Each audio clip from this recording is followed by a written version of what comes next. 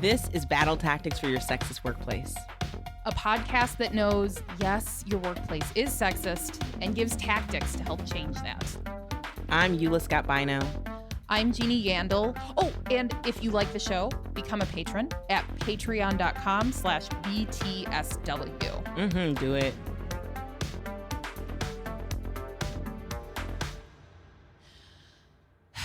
So, today is our first of 2 episodes about grief. Now, why are we talking about grief on a show about sexist workplaces? I mean, we're all experiencing a pretty significant grief event this very moment, right? Yes. Seriously, y'all. More than 600,000 people have died from COVID. Yeah. And whether we realize it or not, that grief is going to show up with us to work. And it's going to change us. We're disoriented and confused, especially in that very acute phase. It's hard to think. You can't think clearly because our brains are affected. Your mind plays tricks on you, especially in your dream state. You might find it hard to retain new information. This is Anjel Scarborough. She's an Episcopal minister in Pennsylvania. And through our BTSW podcast Facebook group, she sent us this recording of herself, this list of physical symptoms. She says, these physical symptoms, that's what grief does to us. Mm-hmm. And I have to say, Eula, this list of symptoms sounds really familiar to me. Damn right. Yeah. I feel like I've been experiencing these symptoms for more than a year at this point, but I did not realize that it was partly because of grief until we heard from Anjel. What did you think when you heard Anjel talking about this list of symptoms? Man, I feel like I wish somebody didn't have to tell me the obvious, right? Like, how did I not see this right in front of me? My mom was really stuck in grief for a long time. Well, for the rest of her life, actually, after my dad died in 2003. Yeah. She'd already lost her parents and her brothers and her best friend, and it was just on her. And then you hear Anjel describe it, and it's like, I've been sitting at this green light for so long, and she just finally told me it was green, like, girl, go. This is what it is. Isn't it obvious? Yeah. But I couldn't see it, You can't see it if you're looking down crying. Yeah. Yeah. And before COVID, I was already grieving, because our show had lost its home at KUOW. Right.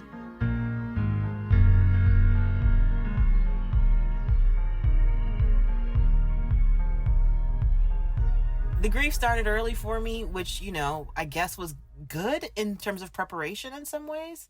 And it just wouldn't stop coming, right? So, January, February, March were locked down, right? And then as we're locking down, I learned that my husband is sick. We're not sure what it is. We think about the virus, but he's never really been sick before. He goes to the doctor. They say it might be the flu. And I think he just went to a school nurse doctor kind of thing, but still he went to a professional. Yeah. At the same time that he was trying to do all the workload of, wanting a career in animation, which is really trying. And in that process, we quarantined for a few weeks, came out of the quarantine feeling much better, went out into the world before masks, right? Oh my God. And then Marvin passed away in the park while we were flying a kite, The beauty of that is that Marvin loved the kite festival in Boston. It was one of his favorite things he talked about as a kid. And he got to see his son fly a kite for the first time that day, which is so beautiful. The minus of all of this is, of course, these experiences won't happen in the future, and that we didn't even know what was in the air at the time. And then a few months later, my mom passed away, and, my car got into an accident, which has since been fixed, and, maybe I have a felony that I need to maybe get expunged, which will happen sooner than later, for sure by the time this episode airs. Mm-hmm.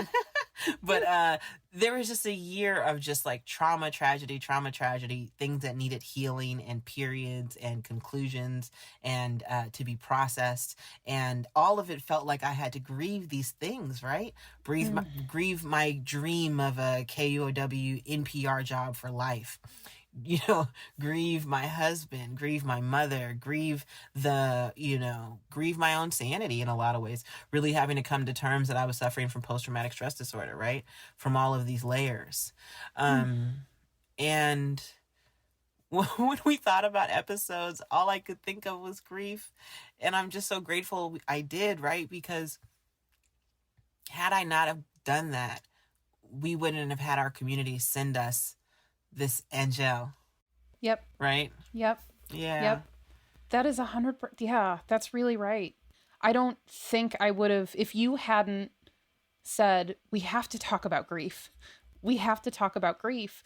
I would not have realized that I have lived my whole freaking life not knowing what grief looks like. But that's kind of where I am right now, is this like, I didn't know what grief looked like. Yeah. It's everywhere right now. And of course, Anjel Scarborough, who is kind of guiding us through what grief looks like at this point, our listener, she talks about grief being what happens when you're in a liminal space. And when we experience a significant loss, we actually enter something called liminal space. Liminal space. Liminal comes from the Latin word for threshold, and it describes a spiritual, psychological space where you're between two things. Your old familiar life before your loss, and then there's this new future that, quite frankly, isn't clear. You don't quite know what the future's going to look like. You can't imagine it yet because it hasn't come, right? And so we stand in this in-between space. I've been thinking a lot about the fact that we've all been just pushed into this liminal space that we didn't want to go into. We were all forced into it. Mm-hmm. Yeah. Man, and that makes me think so much about so many layers of my life right now. I mean, how many times have I told you I'm going to move, right? Oh, man. Yeah. And I'm like, I'm going to move. I have this plan. I have this thing. I'm going to do this thing. And then I look up and I'm like, you know what? I'm not even in a real place. It's not even a real time. I'm just going to sit here. There's a pool. But that has to be healthy, right? I mean, part of this is like imagining what life could look like when you're out of a liminal space. Mm-hmm. Yeah.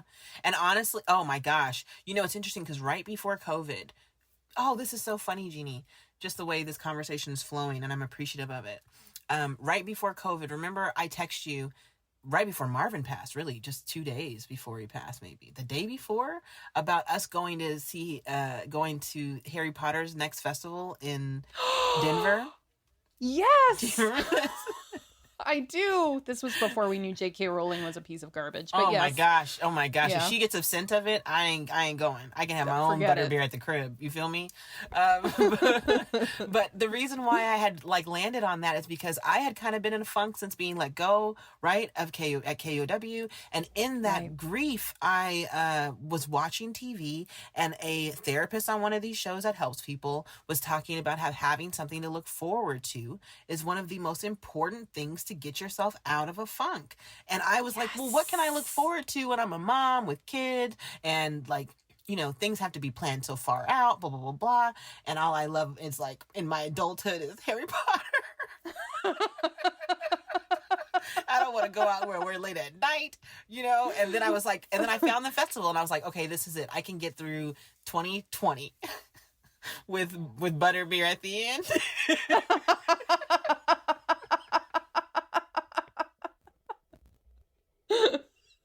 Butterbeer is still at the end of this for us. Yes, yes. J.K. Rowling isn't getting any more of our money because fuck her.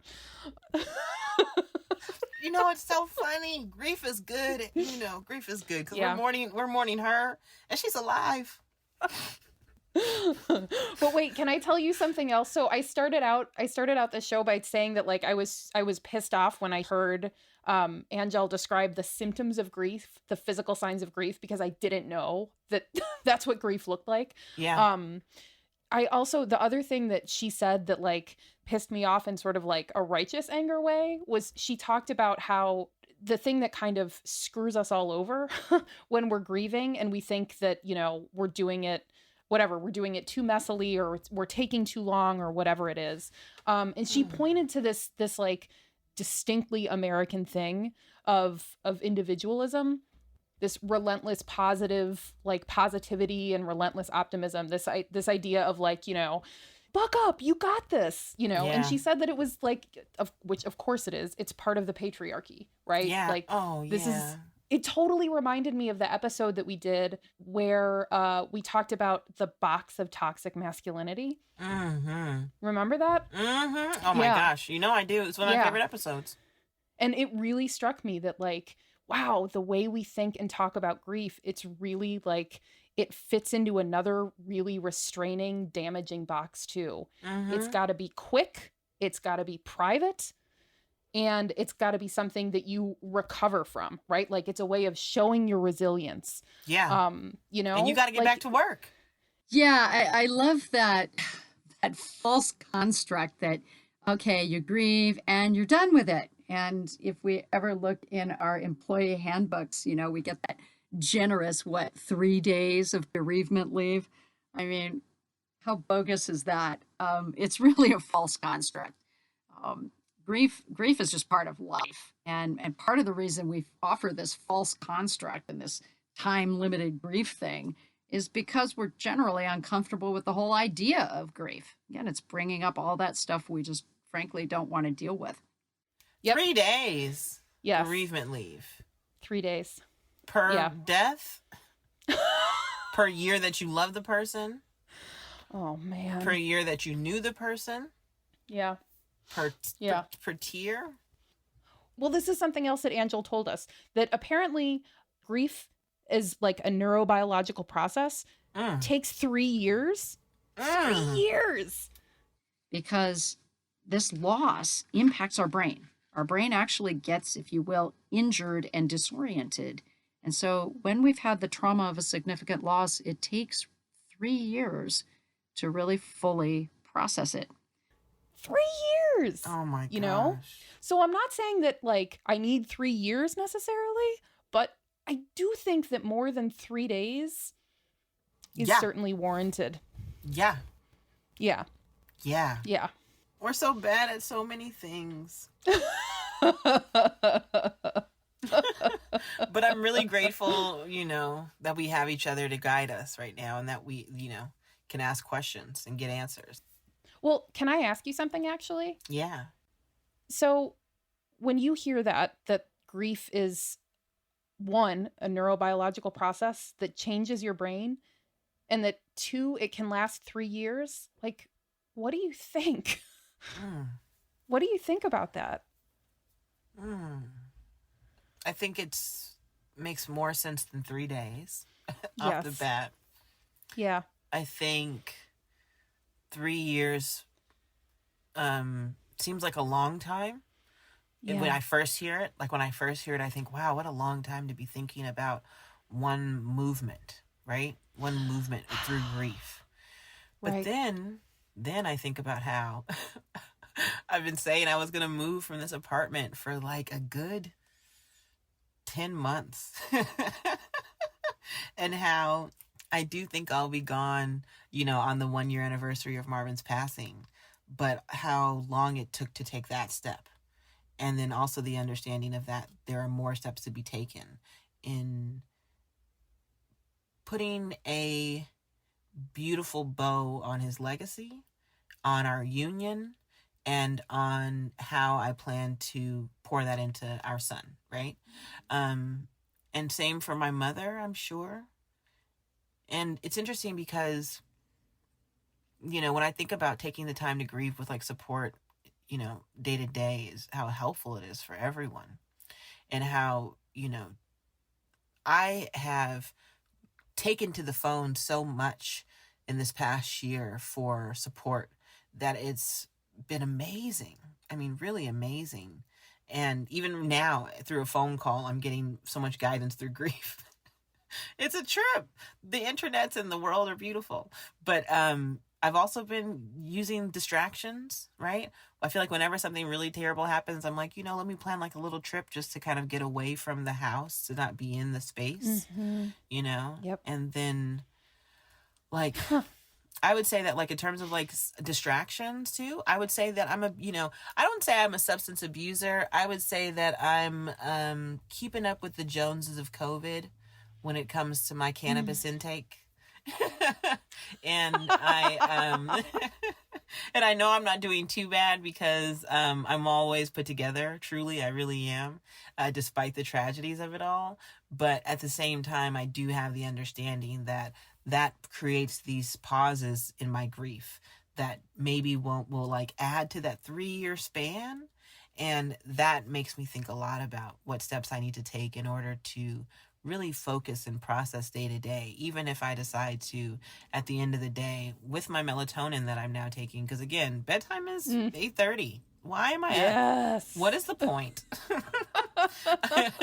I can still enjoy, a few tugs before bed. But I do worry about leaning too much on it because of how much we're all leaning on our, what feels good versus what leads to results. Yeah.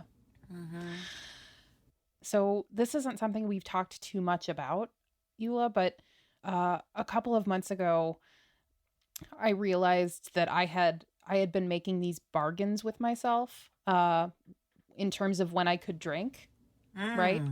Like I'm allowed to drink on Friday and Saturday nights.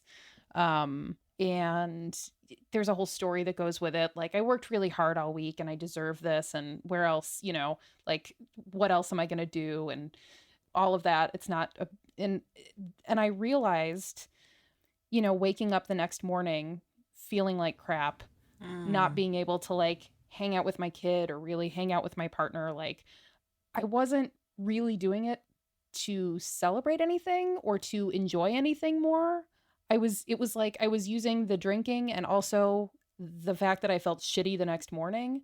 Both of those were ways to kind of keep myself distracted from having to really deal with, what we're actually dealing with, which is like, we're in a pandemic. Like, at one point, my brother-in-law had been hospitalized a few times because he was sick with COVID, and I was terrified about that. Yeah. Because you can't even come to their aid or not at all. Do the help you want to help. Yeah. I still work at KUOW, and my day job is intense. We talk about awful news stories all the livelong day. And maybe like a different kind of drinking. It's funny because when you first said that you were waiting till the weekend, I thought the willpower on you is strong. It's amazing. Because I know, but the thing is, I'm not a drinker. And so it doesn't call me ever, if that makes sense. And I can have one glass of wine a week and have bottles sitting there for months and not think about it. But in the same lens, then I was thinking that the reason why you're able to have Monday through Friday, or Sunday through Friday work or Sunday through Thursday work, is because the distraction of work is so aggressive. Yes, that's the other thing that I was using to distract myself is, like, it's very easy to just like go super deep and like doing news things, right? And that was my mom's. That was my mom's form of distraction. My mom was a workaholic in her grief. Yep. Yeah, it's distraction and it's avoidance. But part of what I've been thinking about and reflecting on, in part because of what we've been talking about, Eula, but also like the stuff that Anjel told us about, this idea that it's a neurobiological process, that it changes you, and also that avoiding or distracting yourself just damages you more in the end. Like, it felt, I don't know, I'm not saying I'm doing great, but I do feel like I have a little more space now to maybe just feel the things. Yes. If that makes sense. Yeah. And I hate that these punchlines are so accurate, but now we have tactics. I mean, we actually do have tactics, Eula. Oh, for the hardest fight. Yep. Yep. Yep. Yeah.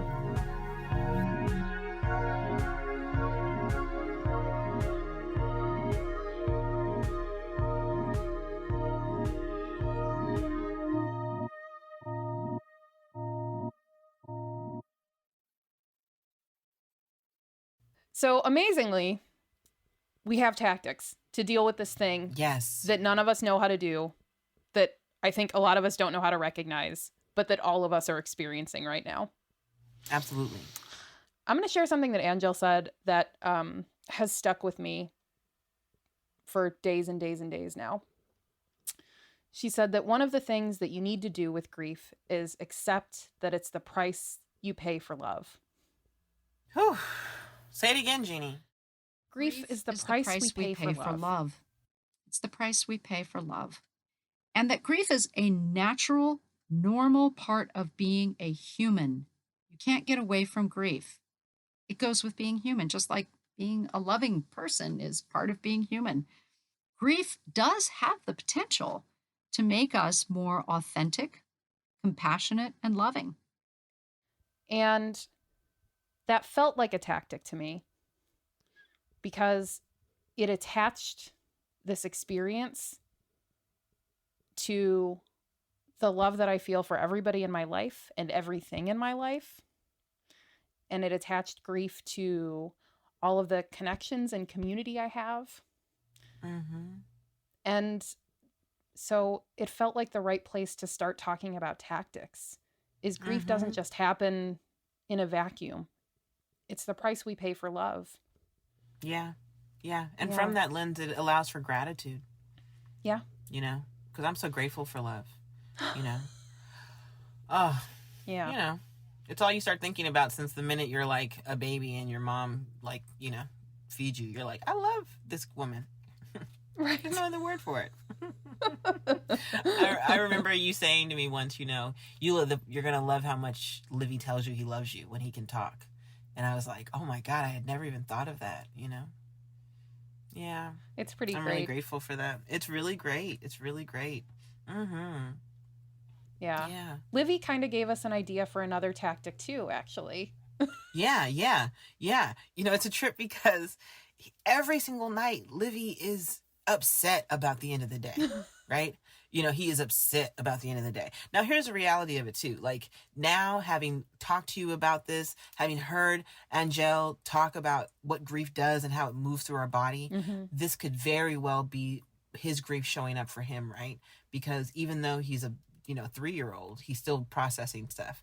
And the reality of it is that he has no distractions, right? He gets TV sometimes, and sometimes I say the TV's off, and there's a dog for him to harass, but by the end of the day, there's really, it's just sleep and that silence and that space. And so he loses his shit every time, Jeannie. Yeah. He goes off about how, I'm too scared to go to bed. And he's just saying that because he wants whatever word he could find that would really make it like really strong, right? And it's like every night is, the same conversation. Like, what are you scared of? Of going to bed. But you have to go to bed. Because your body is tired and rest is important and da-da-da-da-da, but now I'll be able to add more language too about what Angel's told us about, in this grief and stuff. But the blessing too is that I know Marvin comes to him in his dreams, and so I'm able to say, your dad's gonna see you when you get to sleep, so get excited for that. And Angel has given me even more tactics that I'm really grateful for. Yeah. I mean, she talked about that, like, whether it's the end of the day that you're grieving or whatever it is, like we all experience these small losses. Those are losses we tend to just blow off. Again, that's a repression thing. We just blow it off as nothing, no big deal. But if we learn how to grieve small losses, we have better coping mechanisms for the big ones. And I love your 5-year-old grieving the end of the day. That was so sweet. Ooh, actually, Livia's 3. So the grieving of the end of the day, this is a great teaching moment. It's a great teaching moment to impart some spiritual skills. And it's kind of in a 3-phase approach. The first is, of course, letting them express the sadness of the end of the day. And I don't want this day to end, and I want to keep going. And the frustration, it probably comes out. I don't know. My family came out as a temper tantrum. But letting that get expressed, letting it come out. And then you can kind of pivot off of the sadness once that's all been expressed and vented and say, it was a really awesome day. What was the best part of today? Because this pivots to gratitude. This pivots to the spiritual gift of expressing gratitude. And that's a powerful, powerful thing. So talk about the awesome stuff that happened during the day and what was your favorite part of it.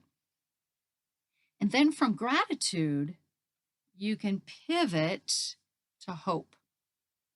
And the hope is the promise that, more awesome things are probably coming tomorrow, but we just don't even know what they're going to be yet. And you're sure going to have to get rested up because I'm sure there's more awesomeness on the way. So when you pivot to hope, that gives a vision for the future. So it seems like a very small thing, but going from the sadness and grief and naming it and getting it out to the gratitude, to the hope, it really is a spiritual exercise. And those little moments of small losses, if we focus on the sadness and grief, the gratitude, the hope, we exercise our spiritual muscle. So attending to these small moments of grief along the way, again, it's like a pop quiz. It just gives us practice for when that big grief inevitably comes along. Okay, so this is kind of astonishing to me. I did not realize that grief was a skill that you could build necessarily, but Right. but I love that idea. Yeah. And you really do need to build it, right? And Yeah. maybe build it even in advance. Anjel also talked about tactics for supporting other people who are grieving because, right, if you've listened to this episode, like we're all grieving right now. So supporting each other is important. And she talked about particularly what it might look like to support people that you work with. Yeah. And she talked about what you might want to say and how you might want to make space for people in order to support them, even if it's just something like acknowledging that things are really, really difficult right now. But also more importantly, she talked about what not to say. She calls this kind of language that around grief stained glass language, which I love. And boy, I've heard that kind of stained glass language or platitudes spoken in the face of profound loss that really aren't helpful. I mean, I have a permanent set of bite marks on my tongue for things I've heard said at funerals that I just winced. They were just cringeworthy. Language like, they're in a better place. Well, you may believe that, but the grieving person might not believe that right now when you're sort of imposing your theology on them. My other favorite, God needed another angel. I just want to scream when I hear that, and I have to bite my tongue again because there's a whole theological problem with the fact that humans don't become angels in the next life if you believe in the next life. That's a whole conundrum. But these phrases that we're tempted to use as people of faith can sometimes cause harm. Okay, don't work out your theology on somebody else at their expense. And that's part of getting real about your own relationship to grief. I've heard some wild things that I don't even want to tell you because, Really? People might listen to the show. Oh, Seriously. I want you to say one thing. No, the thing is, I don't want to embarrass anybody, right? Okay, because fair the enough. thing is, people don't know how to handle grief, right? Yep. Yep. Also, does this person need this episode? Yep. Yes. Okay. So great. So then they'll listen to this episode. We don't have to call anybody out. But although, wait, I'm going to do a little baby call out here. Just a little baby call out. So yes, Anjel is talking about stained glass language within a spiritual religious tradition within Christianity. But I actually think that stained glass language exists in non-religious secular circumstances too. Specifically, I think it exists in the workplace. And I think that our version in the workplace of stained glass language, especially over the last year plus of this pandemic, has been all this focus on resilience, all this focus on individual resilience and self-care, as though it's this opportunity for us to really pay attention to and nurture work-life balance. And it just ignores all of the other big systemic stuff that's happening right now. So I would really challenge anybody who is a manager or a boss or a team leader or even a coworker who's listening to this right now to ask yourself, if you are bringing up the idea of resilience at work, why you're doing it. and who you're saying it to, because it's entirely possible that what they're hearing from you is, by the way, please don't let your personal shit get in the way of this job. Yeah. You know, everybody Yeah. knows resilience exists and is a thing. You don't need to remind them of it. Yeah. If anything, say the complete opposite. Yes.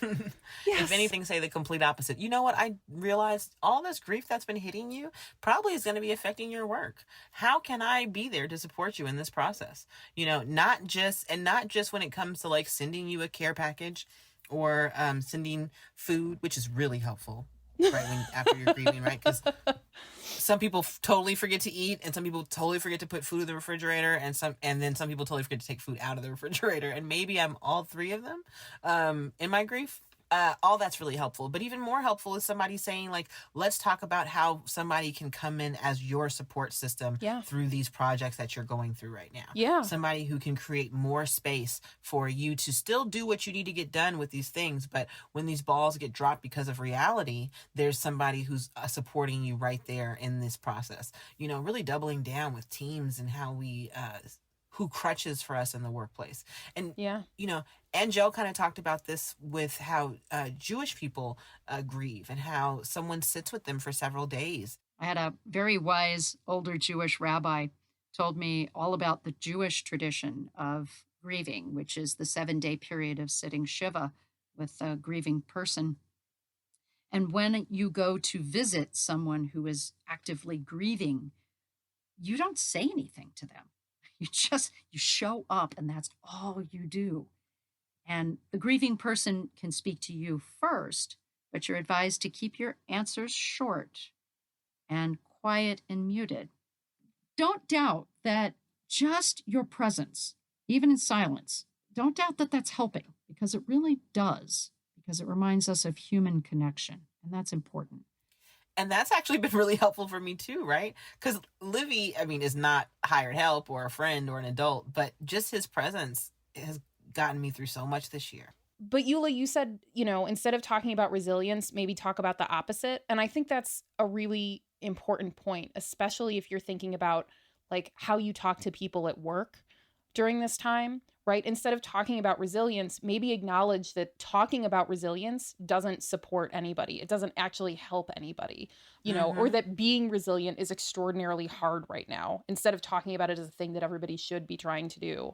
That idea of, you know, of instead of expecting people to find coverage for themselves when they're having a tough time, saying like, okay, how can we support you? What can I do to change these structures so that you don't have to figure this all out on your own? I think that's really, really huge, you know, and I don't know if that's something that's happening in a lot of workplaces. So I'm hoping that bosses and managers start doing this stuff. We have to start. Yep. You know, the last bit that everything you're saying, Jeannie, makes me think of more things that I think are so important and that I've lived through this last year. Yeah. Because I talked to my nephew the other day and he said, you know, after your mom passed, Jula, I called you and you said, you know, people die. And like, I'm sure that's what I said because I just didn't know what to say. Yeah. Because I was just trying to move through it and I didn't want to put more on him because everyone was already mourning Marvin. Right. But then also what you said about, but then the irony of that is just a few days later, you know, I caught a case. And so and that was, you know, my therapist, of course, saying that was PTSD showing up for you from all of this trauma that you're experiencing.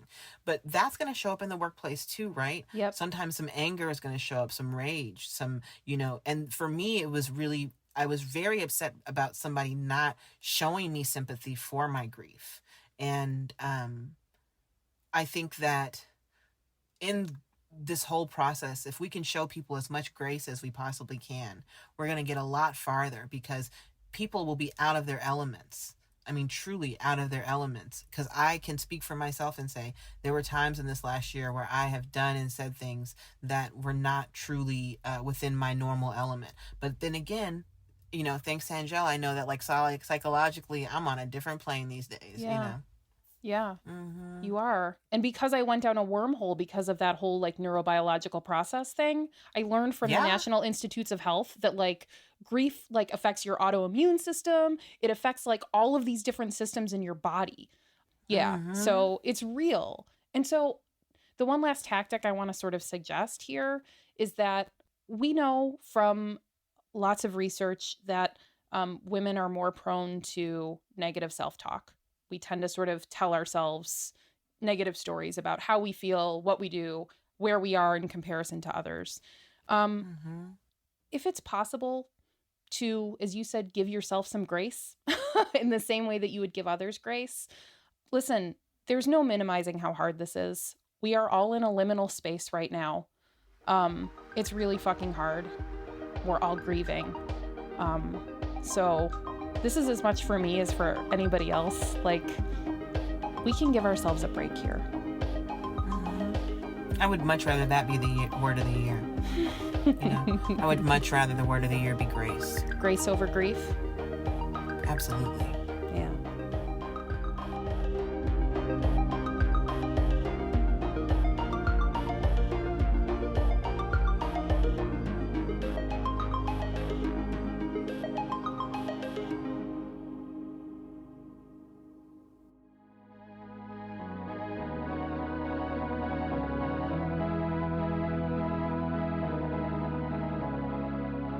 We need to give a huge special thanks to our grief guide for this episode, Reverend Anjel Scarborough. She's with All Saints Episcopal Church in Hershey, Pennsylvania.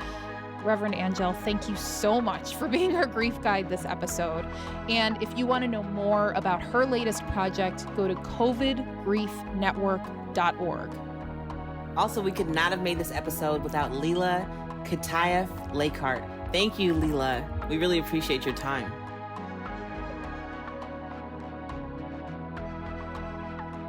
Battle Tactics for Your Sexist Workplace is an independent podcast. Our senior producer is Kyle Norris. Our production partner is Studio 2B Seattle. This podcast was co-founded in partnership with KUOW Puget Sound Public Radio and the University of Washington. We were inspired by the book Feminist Fight Club by Jessica Bennett. Our music is by Kessia Gordon, and our brand design is by Tio.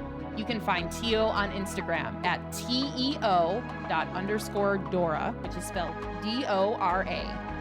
And huge, massive, bananas large, yes, big thanks to Big.